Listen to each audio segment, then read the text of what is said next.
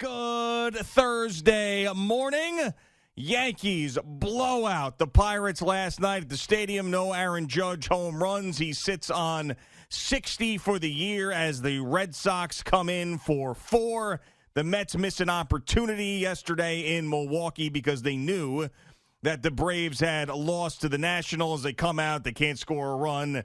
They lose the last game of that series, but the Braves didn't gain any ground. If you want to go glass half full, we've got Thursday night football tonight with the Steelers and the Browns, and tomorrow we are on the road. We hope to see you at the Blue Point Brewery starting at 5 a.m. as we're doing our Football Friday show from Patchogue on Long Island. Good morning, Boomer. How are you? Good morning, G. Not as good as I was doing yesterday. I mean, I wasn't really happy with the Mets' performance yesterday, but, you win a series and you move on. That's the thing. And, you remember at the beginning of the season, they were talking about just win series, win series, win series. So now they got 5 games. They got 5 games. They got to go to Oakland. They come home for 2, which is the weirdest thing ever. Yeah. They come home for 2 against the Miami Marlins. And then it's almost like it's on like Donkey Kong, as they say, and it's going to be a playoff like atmosphere in Atlanta. It's almost basically what it comes down to is it's like your first playoff series, because then that will determine whether or not, most likely it will determine whether or not you are a division winner or you are a wild card team. Now, watching this game yesterday, first it's Nimmo, then it's McNeil, then Canna gets plunked for a second time. I mean, I'm just thinking, like, are these guys going to be okay? I think Brandon Nimmo, after the game, was talking. He had that smile on his face and everything. So I assume he's going to be okay and ready to play. He's a guy, if he lost an arm, he'd have a smile on his face after the game. Well, we need him. We need him. We need him because we need long at-bats. We need good starts, to games. You want the pitcher to work harder early in the games, and that's part and parcel of what he does. And he is a invaluable piece to the Met offense as well as quality defense in the outfield. So hopefully he's going to be okay. Jeff McNeil, man, he goes up and tries to steal that grand slam and comes slamming down. I know, that was just ugly. And he also had looked like whatever it is, a bulky knee or some sort. He was walking gingerly, they say. I mean, we had all these great feelings, and then yesterday all of a sudden it's like, all right, hopefully these guys are okay and they'll be ready to go against the A's. Yeah, I'm not really worried too much. I mean, a quad strain is what they said for Brandon Nimmo. McNeil seems to be able to play through a lot of things, so I'm not really worried about that. Getting Starling Marte back sooner than later is going to be a really good thing for this team as we're watching this on CBS Sports Network. McNeil coming down, crashing in a heap that could not have felt good. It's even worse when it's in slow motion like that. I know football players do that, probably 15 times a game. Yeah, but you got a lot of pads on, a lot of pads. No, they don't wear as many pads as we used to. Yeah, but still, you're protected. You got helmets and shoulder pads and all that stuff, a little bit different. We have the guys running into us at the same time. I know. I was just talking the other day how I say that the baseball players a lot of the times are soft. But listen, this was ugly for him. It was really ugly for Drew Smith. This was oh, really my God, I know. I know he gives up the and I grand understand slam. that, Peterson wasn't great, but that's a tough spot to bring Drew Smith in. Yeah. I mean, I was like, Buck, what are we doing? Well, he's got a lot of faith in him when nobody else does. So maybe that pays off at some point, but for whatever reason, Buck's got belief in Drew Smith and that grand slam. You just felt like you could look up in the sky and it was going to come. Like that grand slam was happening. Yeah, at well, that we point. grand slammed them the other day, and then they came back and grand slammed us yesterday, and we got out of town, winning 2 out of 3, so that's fine. They have a day off today, which is nice, the travel day off in Oakland. And then they got 3 in Oakland. Then they come home. They got Monday off. Mm-hmm. And then Tuesday, Wednesday versus Miami here. And then, from Tuesday, Wednesday, they have another Thursday off. And then it's a Friday, Saturday, Sunday. So the nice thing is they have 3 days off here towards the end of the season. And they can set up their rotation any way that they want once they go down to Atlanta. So yeah, which is exactly what Buck was thinking ahead with. That's why it's going to be Bassett, DeGrom, and Scherzer in that series against the Braves. You'd love to go into that series having won 4 out of 5 or all 5 against the A's and the Marlins to really put the pressure on the Braves. So, yeah, I mean, it's just amazing. The Braves win, the Mets win. The Braves lose, the Mets lose. I mean, this has just been back and forth, just unbelievable. And then you still got 3 games left.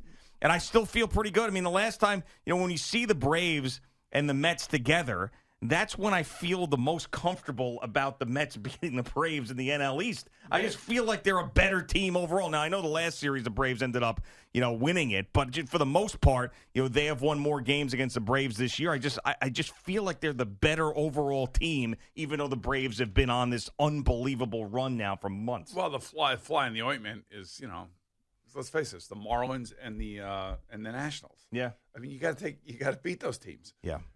So I don't know. I'm a little, I was a little disappointed in the performance yesterday, and then the guys limping all over the place. And again, is it Carrasco or Taijuan Walker that's going to be in the rotation once the playoffs start? I don't know. Taijuan wasn't great yesterday, again either. So that is going to be a big question going into a division series, assuming that they don't have to play in the wild card, because we know who the wild card pitchers would be. We know that I believe that they would start with. I believe they would start with Scherzer. That's what I think. Because if they needed a guy to come back on short rest in the next series, I would think he would be the guy. I don't think they would do that to Jacob deGrom. Yeah, I mean, it just feels like you could breathe a sigh of relief, at least, that the Braves didn't win yesterday. But still, then you think missed opportunity, because you just want a little bit more space, a little bit more breathing room. And the Yankees last night, just absolute crazy display of offense. Gleyber Torres, 2 home runs in an inning. The same inning, yeah. Yeah, Oswaldo Cabrera with the grand slam to get things started. No Aaron Judge home runs, but they just, beat the brakes off the terrible Pittsburgh Pirates. And now the Boston Red Sox come in. Now, you saw the last at-bat that Aaron Judge had, and I stayed up and I watched this, and he gets walked in a situation where it was 11-2 at that point. And the guys, picking around him, not really giving him anything to hit. And there's been a lot of times where we've criticized pitchers for just laying it in there and putting it up on a tee for Aaron Judge. This guy was not doing that. But it makes me think about these next 4 games against the Boston Red Sox and the rivalry that is there. They hate each other. They've always hated each other. And now you've got Aaron Judge on number 60 with the Red Sox coming in. Do they want to be the team that this happens against? Do their pitchers want to be the ones that go into the record books? I think it's different when you're talking Pirates, when you're talking Rangers. I think that the Boston Red Sox, this entire series, are not going to give him a single thing to hit because they want no part of this history in Yankee Stadium. They're not playing for anything at this point. This to them would be like, man, a negative cherry on top of a bad season if they're the ones watching this celebration happen with Aaron Judge hitting 61 and 62. I don't think they're going to give him anything to hit. Yogi Berra once said, it's deja vu all over again. Yeah. And maybe that's exactly what's going to happen during this series, because the last time when Roger Maris set the record, it was against the Red Sox. Yeah. So, kind of weird that it kind of ends up being this way. And, I think if I'm Aaron Judge, I want it against the Red Sox. I don't want it against the Pirates. The Pirates, really? Yankees versus Pirates? You don't hear that. I would agree. Yankees versus Red Sox. And by the way, I think Michael Kay said it last night about the stadium being sold out again. Mm-hmm. This is like proof positive that this guy is making the Yankees a gobs and gobs of money. Oh, of course. We knew that. And even prior to this home run chase, he had been doing that. And this is just making it even more impressive. But, yeah, I of course he wants to do it against the Red Sox, and that would be a cool thing. I'm just saying the Red Sox don't want it done against them. And I wouldn't be surprised if they completely ignored Aaron Judge this weekend, put him on intentional walks, sliders in the dirt. It ain't happening this weekend. I could just see them saying that. Can't you see like Alex Cora with the chip on his shoulder that he always has and he manages with? Yeah, the but Alex Cora's ain't happening against us. But Alex Cora is a baseball guy. You know what I'm saying? You think he wants Yankee history on his watch? Hell no. I kind of think he's a baseball guy, and he's going to tell his guys, look, you know what? Go after him. You got Michael Wacha tonight, or Michael Wacha, if they play tonight. He's going to say go after him. Hey, he's a leadoff hitter, man. What are you going to do? You're going to walk the leadoff hitter? Because they've got nothing to lose. Like, they really have nothing to lose. Who is it going to be? Is it going to be Wacha, Hill, Pivetta, Bello? Yeah. How about that? How about that foursome? This team has not played well all year either. That's what I'm saying. I don't know. I just think they're going to pitch to him, and then it's going to be, if it happens, it happens. That's the way I look at it. If I'm Cora, I want my guys to I don't know. I think, and plus, if I'm a pitcher, man, not that I want my name in the record book. I don't. But, man, I would love to be able to say that I went up there in my game, and when I had a chance to pitch to him, I struck him out 3 times. All right, so let me just try to go back to a time, because I remember, as a fan, it's much different than a player. But, when Brett Favre broke the touchdown record, and he did it against the Minnesota Vikings. Which was perfect for him. In Minnesota. Perfect. The fans hated it. Yeah, well, the Vikings hated it. Of course they did. Brett Favre was perfect for it. But you really didn't want that to happen. You didn't want it to happen. That highlight's going to be everywhere. I would imagine, if you're getting ready, think about it. You played on a team that's out of it, and there's a guy that's coming in that's about to have a record. The team's been terrible the entire year. Let's say there's a sack record or something or whatever. You don't want it to be done against you. Now, I know that Brett Favre allowed it to happen with Michael Strahan. Yeah, unless you're Brett Favre. Right. 2 things happened with him. One was the touchdown record. The other one was the sack record, which he gave to Michael Strahan. Right, which was ridiculous. But which for the was most really, part, if I was an offensive lineman for the Giants, I would have been pissed. But that isn't like the Giants and the Packers at that point, not in the same division, the same conference, but you don't think of them as a big rivalry. You think Giants-Cowboys, Giants-Eagles, that's what you think about. But don't you think, there's got to be something with the Red Sox that, it is not happening against us. I will do whatever it takes to make sure we are not the team that is on the field when that highlight gets played 8 skazillion times across the world. I mean, that would suck, but it's going to happen.